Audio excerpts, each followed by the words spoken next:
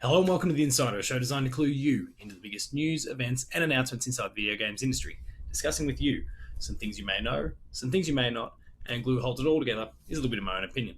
My name is Paul James, thank you very much for watching, and let's get for the episode.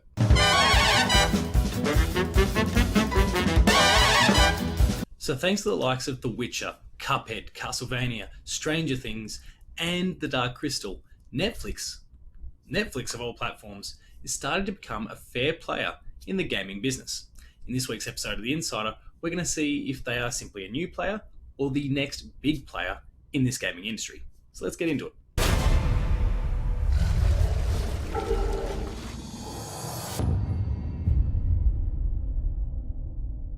Let's firstly begin by exploring the games to TV/film component that Netflix is getting up to.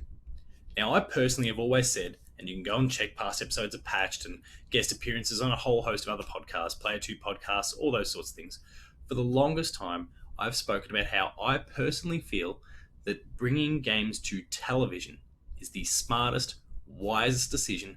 That if you're going to try and translate a gaming experience onto any form of visual platform, it's television that is the best platform to suit the gaming genre medium.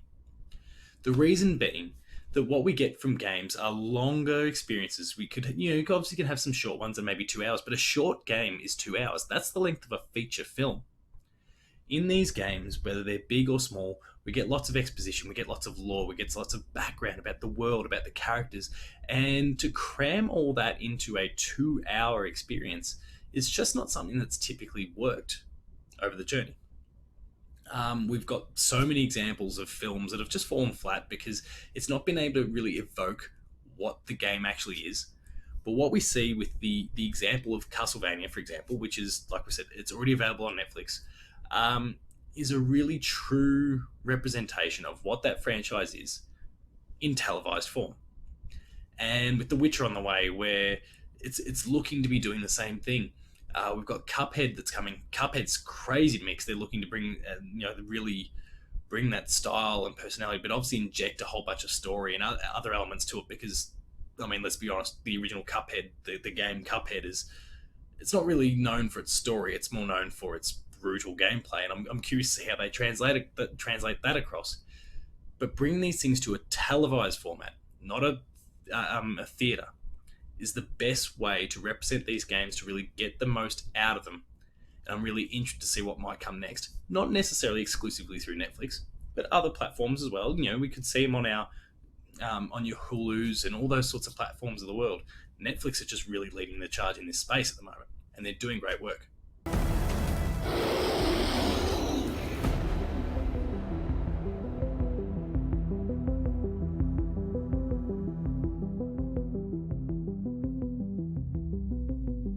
Going the other way, from TV back to games.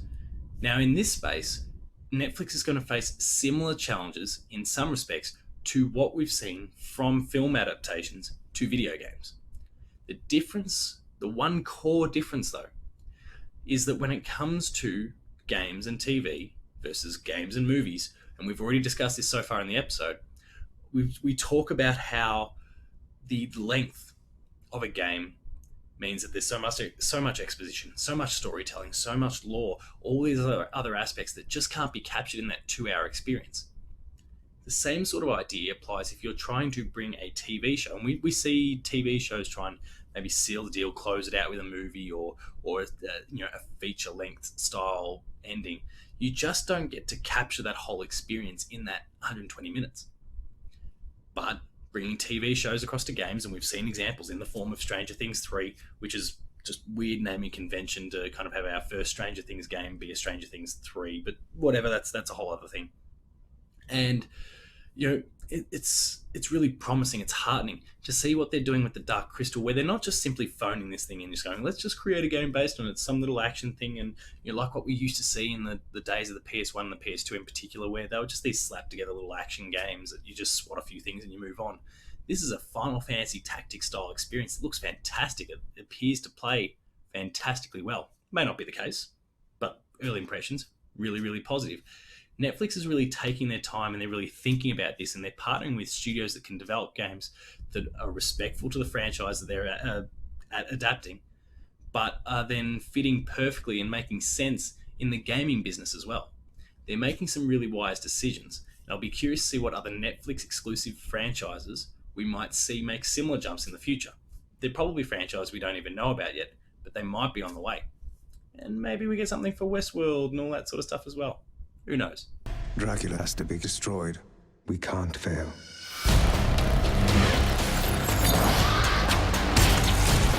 Of course, it's not just Netflix that could really take advantage of this. Netflix might be a great platform for it, for others to do their work, but it doesn't need to be just Netflix IP and Netflix that are taking the first step here. There's so many other publishers, producers, all those sort of people that can get involved. For years and years and years now, we've been talking about the Uncharted movie, and for years and years and years, I've said it will be better as a as a TV series. It's obviously better as a video game. One of the best franchises of recent decades. But in terms of an adaptation of some form, TV is the best platform for it. If you think about Uncharted and what it is, and we'll use that as the example. Uncharted is little chunks of conflicts and those sort of things. Something big happens. There's lots of peaks and valleys and troughs, and that's what you expect from a TV episode. There's some big climax, and then there's a resolution. It's that film arc, but in shorter 45-minute bursts. And there's nothing wrong with that happening for that particular franchise.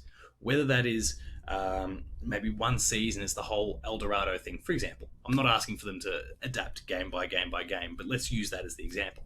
Chasing down El Dorado, and maybe it's a 10-episode season, and you've got those arcs that fit in line with what we see from the games. Again, I'm looking for an original idea, something within that universe, rather than just replicating what we already know. But that arc that we see, and those little arcs, those hour-by-hour arcs, they exist in the games, and there's no reason why they can't work in TV as well. There's so many other fantastic IP out there. We're obviously seeing some great examples already via The Witcher and CastleVania and Cuphead, and there's going to be more to come. We're only just scratching the surface of this. You just need to give these things the TLC they deserve. Don't leave it all to Netflix, Sony, Microsoft, Nintendo, whoever else. Take the time, engage in these conversations, give it a lot of thought. Think about how these things would work TV-wise, because film continues to prove that it's just not working. These two formats just don't seem to speak well to each other. So let's try something different. It can work. It will work. You've just got to work out how. And I think TV is exactly that. Keep up what you're doing, Netflix. Only together can you defeat what is to come. Heroes of Thra. They're going to need all the help they can get.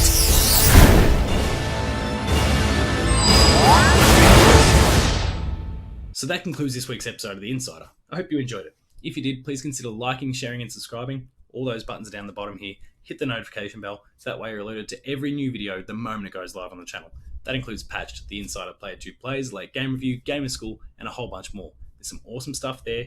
Please be sure to go and check it out. Visit the website, player2.net.au, where you'll find reviews, previews, opinion pieces, news, features, links to the Player 2 Writers Draft, which is getting an update really soon. There's a big little mid-year draft that's occurred. You're going to be learning a little bit about that shortly. There's some awesome stuff there contributed by some of the best talent in Australia, so please go and check out their work.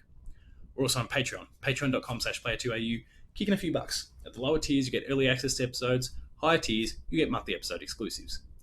Finally, there's Twitter.